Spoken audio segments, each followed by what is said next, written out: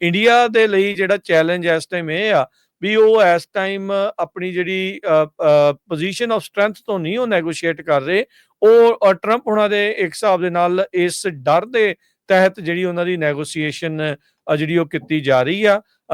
ਮੋਦੀ ਹੁਣੀ ਕਿਹੜੀਆਂ ਗੱਲਾਂ ਨੂੰ ਹੋਰ ਇਸ ਦੇ ਵਿੱਚ ਮੰਨਦੇ ਆ। ਆਲਰੇਡੀ ਟੈਰਿਫ ਤੋਂ ਡਰਦੇ ਹੋਏ ਉਹਨਾਂ ਨੇ ਪਹਿਲਾਂ ਹੀ ਬਹੁਤ ਸਾਰੀਆਂ ਚੀਜ਼ਾਂ ਦੇ ਉੱਤੇ ਅਮਰੀਕਾ ਤੋਂ ਜਿਹੜਾ ਸਮਾਨ ਲੈਣ ਨੂੰ ਜਿਹੜਾ ਜਾ ਰਿਹਾ ਆ ਜਾਂ ਹੋਰ ਚੀਜ਼ਾਂ ਦੇ ਉੱਤੇ ਉਹਨਾਂ ਨੇ ਟੈਰਿਫ ਜਾਂ ਟੈਕਸ ਜਿਹੜੇ ਉਹ ਉਸ ਦੀ ਕਟੌਤੀ ਕੀਤੀ ਆ। ਸੋ 2 ਅਪ੍ਰੈਲ ਤੋਂ ਬਾਅਦ ਦੇ ਵਿੱਚ ਹੋਰ ਕਲੀਅਰਲੀ ਹਰਜੋਤ ਸਿੰਘ ਜੀ ਪਤਾ ਲੱਗੂਗਾ ਵੀ ਹੋਰ ਕਿਹੜੀ ਥਾਂ ਦੇ ਉੱਤੇ ਮੋਦੀ ਹੁਣੀ ਗੋਡੇ ਟੇਕਦੇ ਨੇ।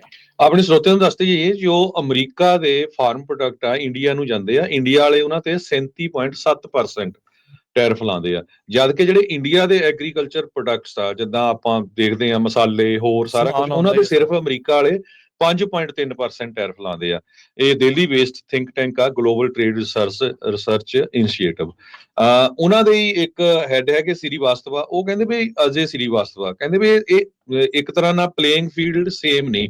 ਜਿਸ ਤਰ੍ਹਾਂ ਆਪਾਂ ਪਹਿਲਾਂ ਦੱਸਿਆ ਵੀ ਅਮਰੀਕਾ ਸਬਸਿਡੀ ਬਹੁਤ ਆ, ਇੰਡੀਆ ਦੇ ਵਿੱਚ ਕਿਸਾਨਾਂ ਨੂੰ ਮਿਲਦਾ ਕੁਛ ਨਹੀਂ, ਜੇ ਕਿਤੇ ਦਿੰਦੇ ਵੀ ਆ ਉਹ ਰਸਤੇ 'ਚ ਸਾਰੀ ਜਿਹੜੀ ਉੱਥੇ ਦੀ ਜੋ ਵੀ ਹੈਗੀ ਆ ਗਵਰਨਮੈਂਟ ਦਾ ਜੋ ਹਿੱਸਾ ਬਣਦੇ ਆ ਉਹ ਸਾਰਾ ਕੁਝ ਖਾ ਖੂ ਜਾਂਦੇ ਹੈਗੇ ਆ, ਐਂਡ ਦੇ ਵਿੱਚ ਬਹੁਤ ਘੱਟ ਲੋਕਾਂ ਨੂੰ ਮਿਲਦਾ ਆ।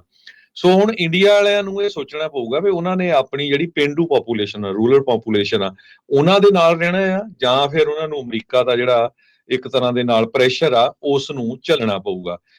ਤੇ ਦੂਸਰਾ ਪ੍ਰੈਜ਼ੀਡੈਂਟ ਟਰੰਪ ਦੇ ਉੱਤੇ ਵੀ ਡਿਪੈਂਡ ਕਰਦਾ ਹੈਗਾ ਆ। ਕਹਿੰਦੇ ਵੀ global trade as in farming, timing ਤੇ ਪੇਸ਼ੈਂਸ, ਜਿੱਦਾਂ ਜਦੋਂ ਤੁਸੀਂ ਹਾਰਵੈਸਟ ਕਰਦੇ ਹੈਗੇ ਕਿਸੇ ਵੀ ਫਸਲ ਨੂੰ, ਉਹ ਡਿਪੈਂਡ ਕਰਦਾ ਆ।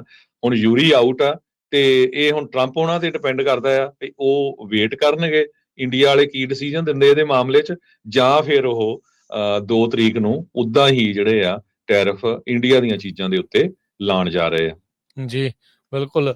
ਉਧਰ ਪਰ ਜਿਹੜਾ ਹਰਜੋਤ ਸਿੰਘ ਜੀ ਇਹ ਸਾਰੇ ਮਾਮਲੇ ਦੇ ਵਿੱਚ ਜਿਹੜੇ ਇਨਵੈਸਟਰਸ ਆ ਉਹਨਾਂ ਨੂੰ ਨਹੀਂ ਪਤਾ ਲੱਗ ਰਿਹਾ ਵੀ ਅੱਗੇ ਜਿਹੜਾ ਉਹ ਕੀ ਬਣਨਾ ਆ। ਉਹ ਵੀ ਵਿਚਾਰੇ ਕਹਿੰਦੇ ਵੀ ਫੈਡ ਅਪ ਹੋਏ ਪਏ ਆ ਵੀ ਟੈਰਿਫ ਲੱਗਣੇ ਆ, ਰਹਿਣੇ ਆ, ਨਹੀਂ ਰਹਿਣੇ ਆ, ਕੀ ਹੋਣਾ ਆ। ਪਰ ਚਲੋ ਹਾਲ ਦੀ ਘੜੀ ਟਰੰਪ ਹੁਣੀ ਆਏ ਆ ਤੇ ਇਹ ਲਾਲਾ ਜਿਹੜੀ ਉਹ ਚੱਲੀ ਜਾਣੀ ਆ। ਕਿਸੇ ਦਿਨ ਲੱਗ ਜਾਣੇ, ਕਿਸੇ ਦਿਨ ਲੱਥ ਜਾਣੇ ਆ, ਕਿਤੇ ਲਿਬਰੇਸ਼ਨ ਡੇ ਆ ਜਾਣਾ, ਕਿਤੇ ਕੁਛ ਆ ਜਾਣਾ। ਨੈਸਡੇਕ ਅੱਜ ਡਿੱਗਾ ਪਿਆ ਆ, ਡਾਓ ਜੋਨ ਅਜੇ ਥੋੜਾ ਜਿਹਾ ਸਟਰੋਂਗ ਜਿਹੜਾ ਉਹ ਚੱਲ ਰਿਹਾ ਆ, S&P ਵੀ ਜਿਹੜਾ ਉਹ ਥੱਲੇ ਨੂੰ ਜਾ ਰਿਹਾ। ਜਦ ਹੁਣ ਆਪਾਂ ਤੁਹਾਡੇ ਨਾਲ ਇਸ ਮੌਕੇ ਅੱਜ ਸੋਮਵਾਰ ਦੀ ਸਵੇਰ ਨੂੰ ਤੁਹਾਡੇ ਨਾਲ ਇੱਥੇ ਗੱਲ ਜਿਹੜੀ ਉਹ ਕਰ ਰਹੇ ਆ। ਸੋ ਇਨਵੈਸਟਰਸ ਵੀ ਇਸ ਟਾਈਮ ਬਹੁਤ ਜ਼ਿਆਦਾ ਸ਼ਸ਼ੋ ਪੰਚ ਨੇ ਵੀ ਆਉਂਦੇ ਸਮੇਂ ਦੇ ਵਿੱਚ ਬਣ ਕੀ ਜਾ ਰਿਹਾ ਹੈਗਾ ਆ।